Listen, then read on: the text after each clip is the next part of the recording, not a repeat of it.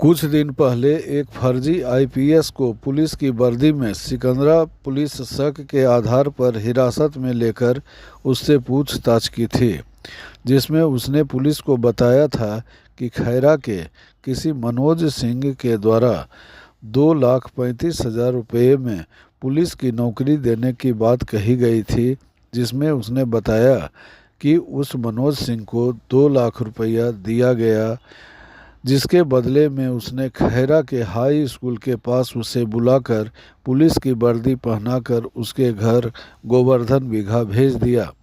उसने पुलिस को यह भी बताया कि उसने अपने मामा से पैसे लेकर उस मनोज सिंह को पैसा दिया था। पिछले दिनों पुलिस के द्वारा हिरासत में लिया गया फर्जी आईपीएस, जिसका नाम मिथिलेश कुमार बताया गया था, उसकी इस खबर ने बिहार सहित पूरे देश में खूब सुर्खियां बटोरी।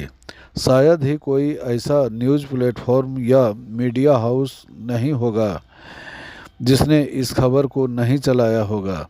यहाँ तक कि फर्जी आईपीएस मिथिलेश की खबर नेशनल चैनल की मुख्य खबरों में चली। उसके बाद जब पत्रकारों ने मिथिलेश से बात की तो उसने कहा कि जो होना था वो हो गया, अब उसे डॉक्टर बनना है और डॉक्टर बन समाज की सेवा करने का इरादा है। लेकिन फिलहाल मिथिलेश डॉक्टर बनने की जगह कलाकार बन सोशल मीडिया प्लेटफॉर्म पर एक्टिव है। उधर फर्जी आईपीएस मिथिलेश ने जो बातें पुलिस को बताई थी, उसकी प्रारंभिक जांच में मिथिलेश के द्वारा बताई गई सभी बातें गलत निकली।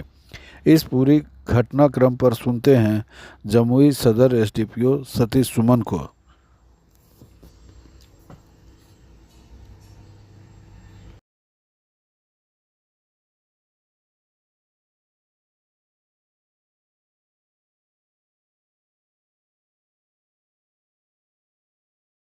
तारीख को फर्जी आईपीएस का एक मामला सामने आया था। आज 1 अक्टूबर है। पुलिस ने क्या कार्रवाई की है और क्या रिजल्ट है?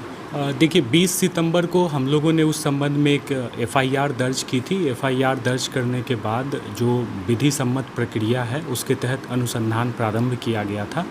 इस मामले में जो मिथिलेश कुमार हैं, जिन पर प्राथमिकी दर्ज की गई है, जो कांड के अभियुक्त हैं, उनकी निशानदेही हेतु और अनुसंधान में सहायता हेतु खैरा थाना अंतर्गत जो मनोज सिंह नाम के व्यक्ति, जिनके बारे में उनके द्वारा बताया जा रहा था कि उस व्यक्ति ने उनके साथ चीटिंग की है, हम लोगों ने अनुसंधानक और थानाध्यक्ष के साथ उस एरिया के सभी मनोज सिंह, लगभग 4 लोग मिले थे हम लोगों को, और उनकी पहचान जो मिथिलेश हैं उनसे करवाई थी। मिथिलेश के द्वारा उन चारों में से किसी की भी पहचान उस व्यक्ति के रूप में नहीं की गई है जिससे उन्होंने पैसे देकर फर्जी आईपीएस का ये वर्दी ली थी। साथ ही साथ इस मामले में अग्रेतर अनुसंधान में यह बात पता चली है कि जिस दिन मिथिलेश द्वारा एलिजिडली पैसे का ट्रांजैक्शन की बात बताई जा रही है, उस दिन मिथिलेश का लोकेशन खैरा न होकर लखीसराय है। इस मामले में एक अन्य बात आई है कि मिथिलेश द्वारा जो 2 लाख रुपए हैं वो अपने मामा से लेने की बात हम लोगों को बताई गई थी, परंतु उसके मामा से पुलिस की जो पूछताछ है उसमें उसके मामा द्वारा ऐसे किसी भी 2 लाख रुपए एक मुश्त भुगतान की बात से इनकार किया गया है। मिथिलेश द्वारा पूछताछ के क्रम में 2 नंबर दिए गए थे और बताया गया था कि वे दोनों नंबर मनोज सिंह के हैं। पुलिस द्वारा उन दोनों नंबरों के सत्यापन में वे दोनों नंबर इनएक्टिव पाए गए हैं। इस प्रकार अब तक के जो अनुसंधान हैं उसमें ऐसे किसी भी व्यक्ति मनोज सिंह के संबंध में किसी भी तरीके का कोई पुलिस को लाभदायक सूत्र नहीं मिल पाया है। तो मतलब कि झूठ बोल रहा है कि काल्पनिक बातें कर रहा है, और आगे क्या कार्रवाई की जाएगी? देखिए, पुलिस को जो अनुसंधान में जो वैज्ञानिक दृष्टिकोण से साबित करने के लायक जो साक्ष्य होने चाहिए वो अब तक उपलब्ध नहीं हुए हैं।